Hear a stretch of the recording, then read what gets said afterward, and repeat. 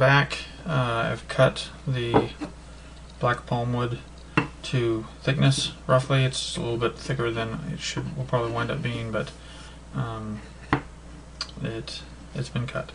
So the next step is to trace out the scales. So the back of the knife is pretty much flat. The back of the scale is pretty much flat, and obviously this isn't. So to save yourself a little time from having to cut all the way around, you can hold this up to one edge, hold it down pretty firmly, and then trace the line around it.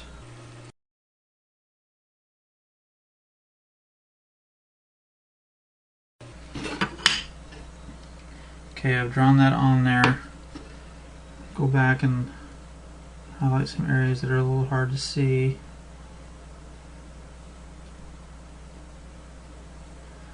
The pencil line is really just kind of a rough gauge. You obviously don't want to cut inside the pencil line when you're cutting this out, but you want to get it pretty close. You can cut this with a number of things. I mean, if you want to, you can use a hand saw. You can use a little keyhole saw and do it by hand. You can use a bandsaw, jigsaw, scroll saw. There's a whole bunch of different saws you could use to cut this. I will wind up doing this with a bandsaw, and then sanding it to the line and then checking it against the scales to see how close I am before I get too close and actually grind into the same space. But you can do it a number of different ways. But the main thing is to cut out just give yourself a little bit of space outside of the line to sand down to, just to make sure that you don't cut, because you can always take a little bit off. You can't add it back if you cut too much. So I am going to go cut this out, and then I will be back when I have that rough cut done. Hello all, I am come back with this. It's cut roughly to shape.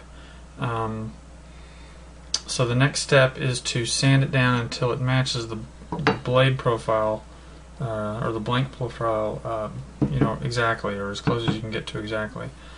So the process is you sand on the edges and you test it against the blank, and you just keep on doing that back and forth, back and forth, back and forth until you're happy with the results, that the fit is good enough. So it's a fairly time-consuming process, but that's what determines how good of a fit it is. So you have to take your time on that. I use an oscillating spindle sander, which I find is a pretty good tool for this purpose. If you don't have one of those, then you can use a belt sander if you have one. I've used that in the past, and those work pretty well. You could file it down with a hand rasp and get it closer, and then just do a little bit of sandpaper at the very end. You could use just 80 grit or 60 grit or something like that sandpaper to get it down as well. It would take a little bit longer, obviously, though, with using just sandpaper on it. The power tools do help speed it up a little bit, but you don't want to take off too much. You don't want to hog it off real fast, or you'll wind up going further than you want, and like I said, you can't back up once you've taken off too much material. So it's just a matter of going back and forth until you get a fit that you like.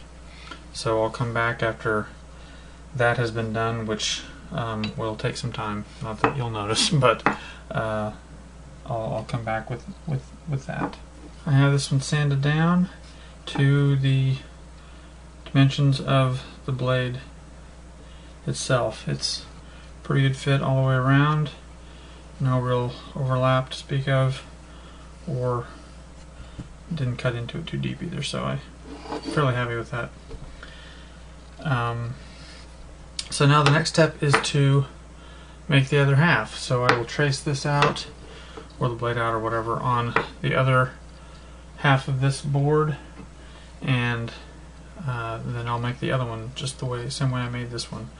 I got the next step done. I made the second scale to basic shape, or basic, traced it out and everything, cut it and sanded it down to where it pretty much met the profile of the blade. So now I have to shape these two sides, so that obviously this would be very uncomfortable. So I have to shape it. You can kind of use this as a model if you want to. And you know, for me at least, this knife is pretty comfortable just with the scales that come with it. So something similar to this would be, you know, not a bad call at all. But in order to do this, what I will wind up doing is I will make another thing like this in terms of it following the profile of the knife. I will make it a 1/4 inch thick because the knife is a 1/4 inch thick, the blade. So then, once I have that made, I'll basically make another one of these out of 1/4 inch anything I can find that's, you know, I'm not wasting money on.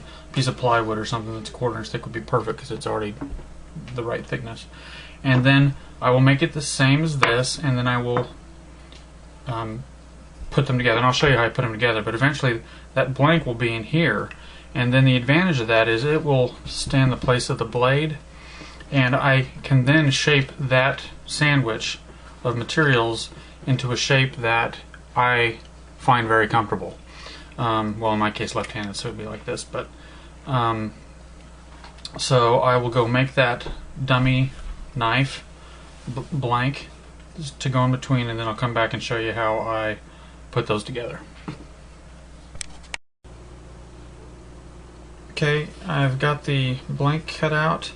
Now to just attach it so that you have this in between, so you can then cut down the handles so that they fit your hand more precisely. So the best way I've seen to do that, the best way I've discovered to do that, is to use double-sided carpet tape. I think I got this at Lowe's a number of years ago, but the idea is to just put double-sided carpet tape on each blank on the inside. And this double-sided carpet tape is really pretty tough stuff. It's a cloth. It's almost like a double-sided duct tape. It's got cloth fibers going through it, and it's pretty strong stuff. So you've got that.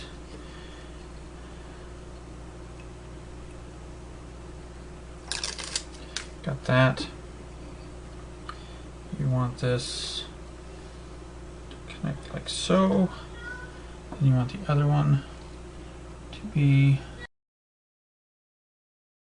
in line with that as much as possible, and then you have it, and then that will stay together pretty well, and you grind it down. So I use an oscillating spindle sander for that. You could use a belt sander, an oscillating spindle sander. You could use a series of rasps, hand tools, rasps to grind this down to the shape that you want, and then sandpaper. So whatever technique you think will work best for you, but the idea is to make it fit good in your hand. So there's quite a bit to that. Another thing to mention is you might want to make this fit your particular hand in terms of whether you're left-handed or right-handed, and actually cut divots for each finger recess.